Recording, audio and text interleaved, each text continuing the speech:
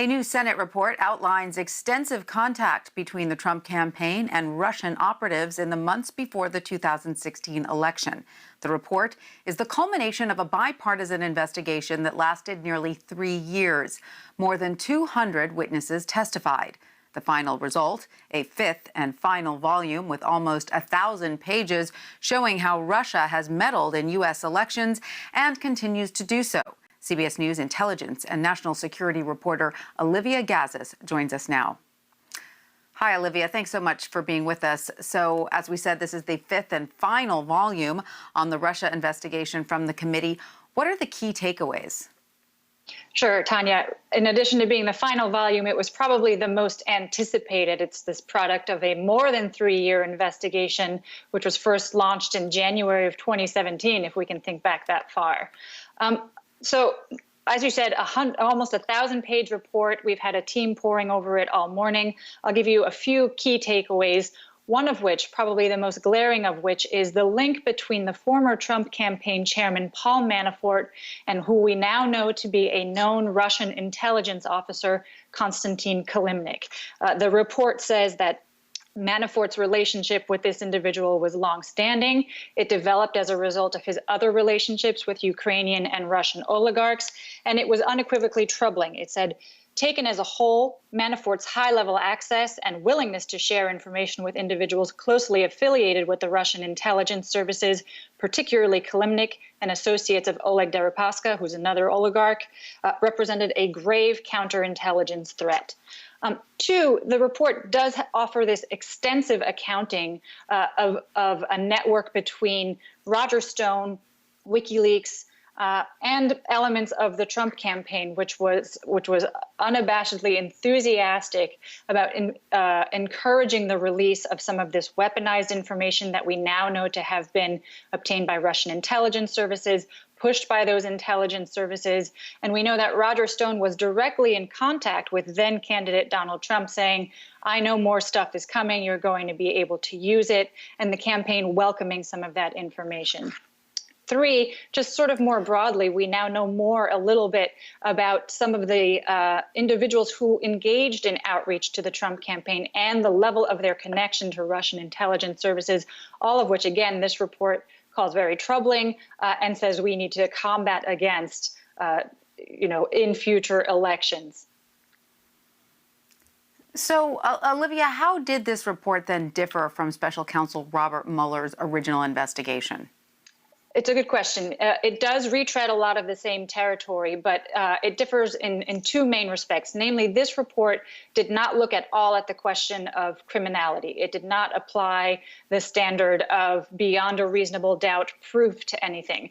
Rather, it was really exploring these counterintelligence concerns that stemmed from the Russian government's intelligence services approaches to the campaigns and what they did to try to sow chaos and to influence some of the policies and people connected to the presidential campaigns. So, in not really focusing on criminality, which actually the report dings the Mueller investigation for focusing too narrowly on, it's really exploring, the people and the connections and how those could be dangerous to political candidates going forward. And so, Olivia, in a statement, Senate Select Committee Chairman Marco Rubio said, quote, "We can say without any hesitation the committee found absolutely no evidence that then-candidate Donald Trump or his campaign colluded with the Russian government to meddle in the 2016 election. However, the committee did find evidence of Russian meddling." What more can you tell us about this? And doesn't it sort of take two to tango? How involved was the Trump campaign's contact with Russia?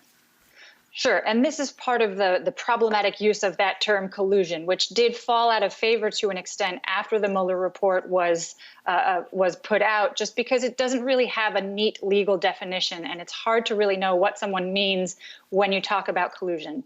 Yes, the acting chairman did say there is absolutely no evidence that either Mr. Trump or his campaign engaged in collusion on this effort.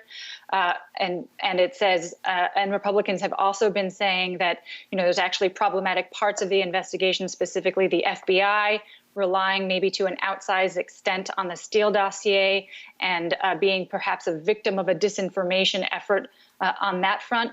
Meanwhile, Democrats are looking at this body of evidence and saying, hang on, look, here is Roger Stone dealing enthusiastically with material being provided by WikiLeaks and funneling that directly to elements of the campaign. How can you not say that this is a troubling connection between the two? Very notably, the report itself, which was sort of staff-led, doesn't weigh in, doesn't really even use the word collusion. It's really the sort of Republican and Democratic takes on this information that you'll see reflected in additional views that are appended to the report, which really is meant to sort of stand alone as a narrative saying, here is everything we know. You guys, you readers, decide what you think it means. Yeah, because it's certainly, if you look at the actions of Manafort and Stone, you could certainly argue that they were being receptive to the Russians, even if you might say they were not actively seeking it out. So there's that sort of almost a question of semantics there. Sure. Right. And again, so this is sort of a little bit in the eye of the beholder and what the staff tried to avoid wading into, saying, like, we're not going to apply a label as to what these behaviors meant, but we're going to show you what all of the behaviors were. And that is really the exhaustive and detailed accounting. It has sort of time-stamped messages exchanged between Roger Stone and what we now know to be a Russian intelligence-backed persona, Guccifer 2.0, with WikiLeaks, with Julian Assange. All of those things are very, very specifically documented here, and I'm sure that we could talk about it for 4 hours. But absolutely, have to read it first. And absolutely, and we have to let you go because of time. But I just want to end on the alarming note that the conclusion is that this Russian interference continues, and it's very much, continuing ahead of the 2020 election, correct? Absolutely, yeah. You saw statements issued by the intelligence community recently saying Russia is very much back at it, and China and Iran are also contemplating making these kinds of moves. Russia, we know, has simply updated some of its tactics. It's using the same kind of weaponized information leaks, using Ukrainian cutouts that are aiming to denigrate Joe Biden's candidacy, potentially also boosting the candidacy of President Trump. And we know that the intelligence community and other national security organizations within the government are really trying to stress to the American public, be informed consumers of information, think carefully about what you're reading, consider the source, and they're, of course, also briefing the campaigns, the candidates, and Congress along the way. Olivia Gazis, thank you so much for joining us. We really appreciate you breaking this down for us. Of course. Thanks, Tanya.